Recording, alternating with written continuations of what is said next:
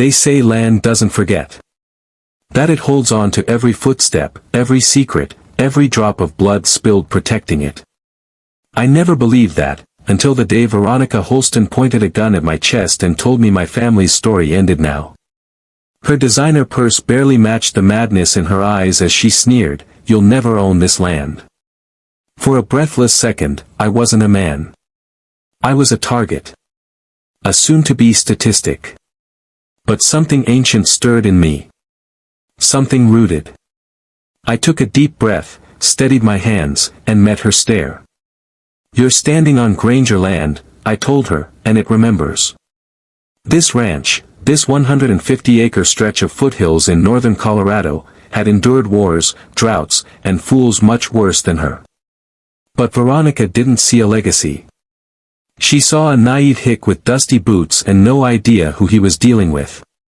What she never expected was that I used to write code for a Denver startup. 8 months earlier, I was living the city life. Apps, deadlines, microwave meals. Then my parents died in a car crash. I inherited Granger Ranch. I came back to fix it up and sell it. That was the plan. But something happened. The porch creaked the same way it had in my childhood. The air tasted of pine and freedom. The cattle lowed like old friends. It felt like home. I didn't know ranching. But Hank, our grizzled foreman, did. He'd worked this land for 4 decades and somehow taught me enough to not blow up the irrigation system, more than twice. Then there was Julie Monroe. My neighbor. A widow with 2 kids, calloused hands, and chili that could make a man believe in God again. Slowly, I settled in. And that's when she arrived. It was a Thursday afternoon. Her black Mercedes SUV rolled up my gravel driveway like it owned the place. Veronica stepped out like a soap opera villain, cream slacks, gold flats, sunglasses that could block truth itself. "I'm Veronica Holston," she said, fake smile sharp as glass. "President of the Silvergate Bluffs HOA. I'd heard of Silvergate, a luxury subdivision half a mile from my south fence. "We've had complaints," she said, wrinkling her nose toward my livestock. "The smells are disturbing our residents." I blinked. "Ma'am, this is a cattle ranch. It smells like cattle because there are cattle." Her smile cracked.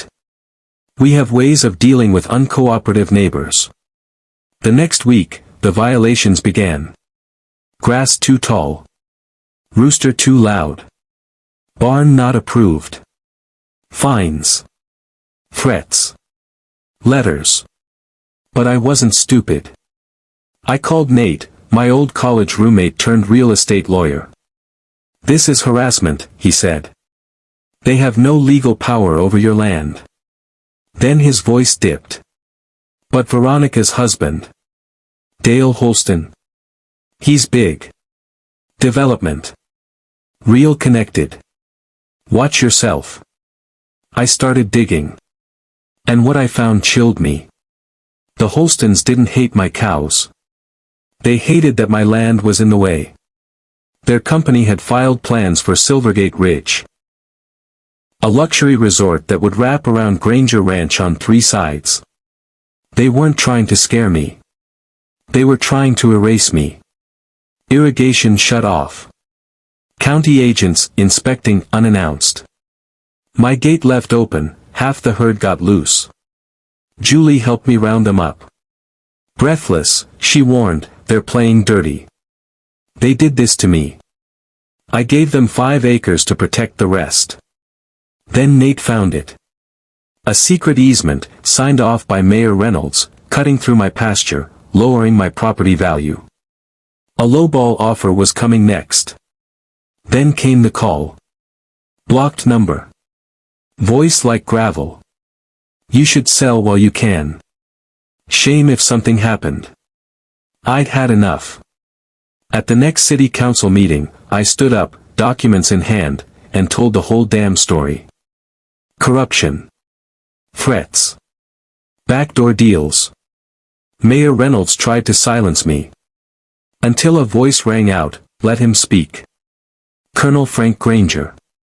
My great-uncle. Retired Marine. Local legend. He stood behind me, like a mountain in boots. Afterward, Councilwoman Leah Kim pulled me aside. "You've got guts," she said. "And maybe a case." A reporter named Tara Flynn ran it in the local chronicle. The headline? Rancher vs. Empire, How a Family Farm Took on HOA Tyranny. It went viral. Silvergate residents started contacting me, sharing their horror stories. Fines for flower colors. Restrictions on Christmas lights. Veronica ruled like a queen with a clipboard. Then, a shocker. "I'm Eli Holston," the young man said, sliding into the diner booth across from me. "Their son. I don't agree with what they're doing." He handed me a USB drive. Emails. Financials. And a bombshell. A clause placed decades ago by my grandfather. A covenant on part of Silvergate's land. If ever developed for commercial use, our family had right of first refusal. I called Nate. "We've got them." But they struck back. My barn burned to the ground. Arson. Cameras wiped. Julie's water turned toxic, runoff from illegal construction.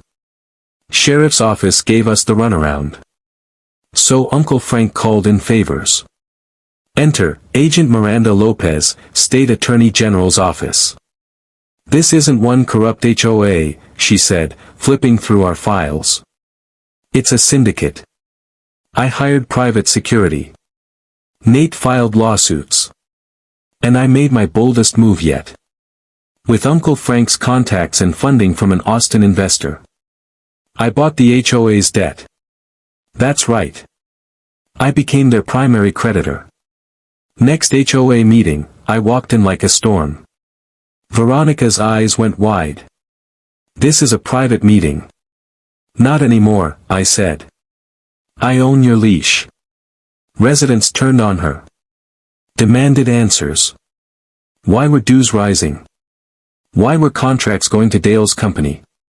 That night, we caught Veronica on camera, dumping waste near the stream.